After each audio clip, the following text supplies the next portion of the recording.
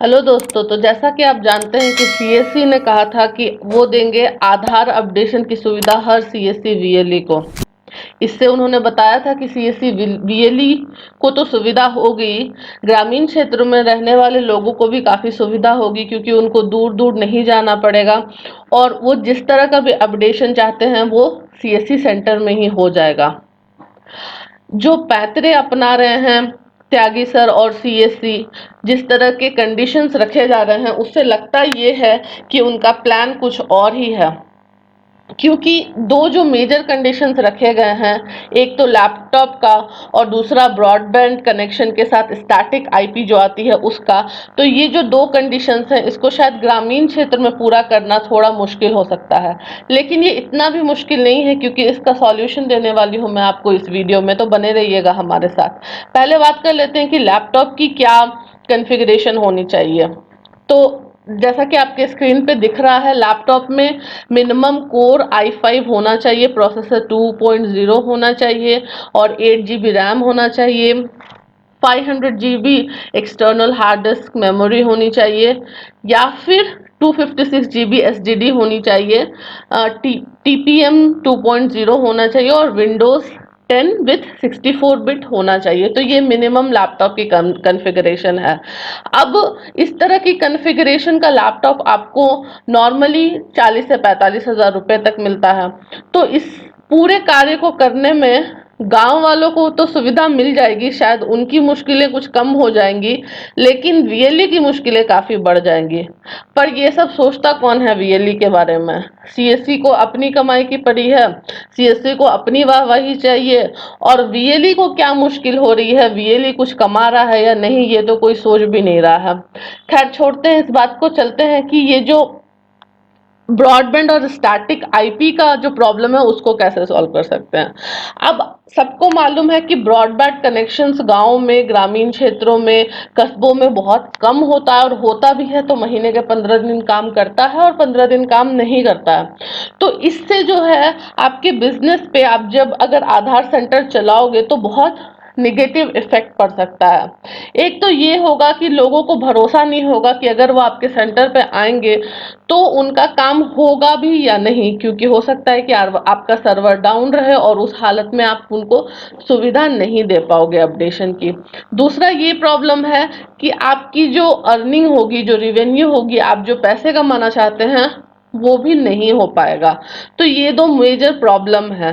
तो इसके लिए हम क्या कर सकते हैं, हमको जान, और सबसे बड़ी बात यह है कि ब्रॉडबैंड आपको मिलेगा कि नहीं आपके क्षेत्र में, क्योंकि काफी सारे वीएलई भाई ऐसे हैं जो कहते हैं कि जो उनका जो क्षेत्र है उसमें ब्रॉडबैंड की सुविधा है ही नहीं। तो आप कैसे चेक कर सकते हैं कि आपके क्षेत्र में ब्रॉडबैंड है या नहीं, मैं आपको दिखा देती हूँ।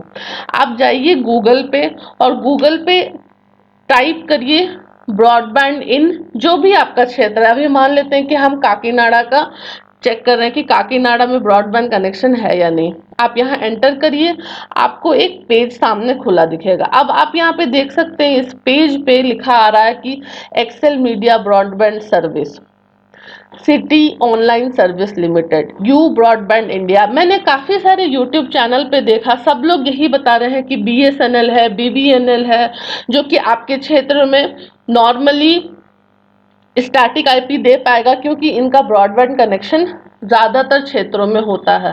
पर ऐसा बिल्कुल भी नहीं है, और बीएसएनएल की सुविधा तो शहरों में ही अच्छी नहीं है तो गांव में कैसी होगी ये आप अंदाज़ा ज़रूर लगा सकते हैं। तो जो आप बेस्ट तरीका अपना सकते हैं वो ये है कि आप गूगल कर सकते हैं आपके एरिया में कौन सी ब्रॉडबैंड कनेक्शन अवेलेबल है इस बारे में। अब मैं आपको यहाँ पे ये भी बता सकती हूँ कि अगर आपके एरिया में 3 4 या 5 ऑप्शन है तो आप आधा घंटा टाइम निकालें और फिर चेक करें कि किसकी सर्विस कैसी है और कौन कितना चार्ज ले रहा है स्टैटिक आईपी देने के लिए। आप यहाँ पे देख सकते हैं कि यहाँ पे फ़ोन नंबर्स भी मेंशन है, तो आपको ज़्यादा मुश्किल नहीं होगी। अब मैं एक और एग्जांपल से आपको दिखा देती हूँ। मान लेते हैं कि कोई एरिया है तुमकुर, ब्रॉडबैंड इन तुमकुर। तो आप देख सकते हैं कि अगर आप तुमकुर एरिया टाइप कर रहे हैं तो यहाँ पे bliss network, time broadband office, air fibre internet. तो इस तरह की बहुत सारे ऑप्शंस आपके सामने आ जाते हैं। तो मैं आपको ये सजेस्ट करूंगी कि अगर आप ब्रॉडबैंड कनेक्शन लेना चाहते हैं तो आप अपने एरिया का नाम टाइप करें गूगल में ब्रॉडबैंड के साथ, और आपको जितने भी सर्विस प्रोवाइडर हैं उनकी डिटेल यहाँ पे दिख जाएगी। अब आप ऐसा भी काम कर सकते हैं कि ब्रॉडबैंड नियर मी टाइप करें। जैसे ही आप ब्रॉडबैंड नियर मी टाइप करेंगे, आपको यहाँ पे आपके एरिया के आसपास कौन सा ब्रॉडबैंड कनेक्शन अवेलेबल है वो दिखाई दे देगा। तो इस तरह से बहुत सारे जुगाड़ हैं जो आप लगा सकते हैं, जिससे कि आपको पता चल जाएगा कि आपके एरिया में कौन सा सर्विस प्रोवाइडर है जो आपको ब्रॉडबैंड कनेक्शन के साथ साथ स्टैटिक आईपी दे सकता है। अब नॉर्मली जो भी ब्रॉडबैंड कनेक्शंस होते हैं उसके साथ आपको स्टैटिक आईपी की सुविधा होती है। हाँ, आपको कुछ चार्जेस एक्स्ट्रा पे करने होते हैं जो नॉर्मली 1500 से 2500 होते हैं। अब आप सिर्फ ये ना देखें कि ब्रॉडबैंड कनेक्शन आपको मिल रहा है या नहीं, उसकी सर्विस कैसी रहेगी वो ज़रूर चेक कर लें। सर्विस कैसे चेक करते हैं और उसकी सुविधा कैसी है आपके क्षेत्र में, इसके बारे में मैं वीडियो अलग से बना करके आपको बता दूंगी, ताकि जब आप एक बार कनेक्शन ले लें तो आपको बार बार पैसे इन्वेस्ट करने की ज़रूरत ना पड़े अलग अलग ब्रॉडबैंड में पैसे खर्चे करके। तो मुझे उम्मीद है कि इस वीडियो से जो भी वीएलई भाई यूसीएल का जो ये प्रॉब्लम था और उसकी वजह से आधार का सेंटर नहीं ले पा रहे थे, उनको इससे कुछ ना कुछ मदद ज़रूर मिलेगी। अगर हमारा वीडियो आपको पसंद आया हो तो इस वीडियो को एक लाइक कर दें, चैनल को सब्सक्राइब कर लें, और अगर आप दूसरे वीएलई भाइयों की मदद करना चाहते हैं और हमें भी सपोर्ट करना चाहते हैं तो इस चैनल के वीडियोस को ज़रूर से शेयर करें। थैंक यू, और आप लोगों के सपोर्ट के लिए मैं बहुत शुक्रगुजार हूँ।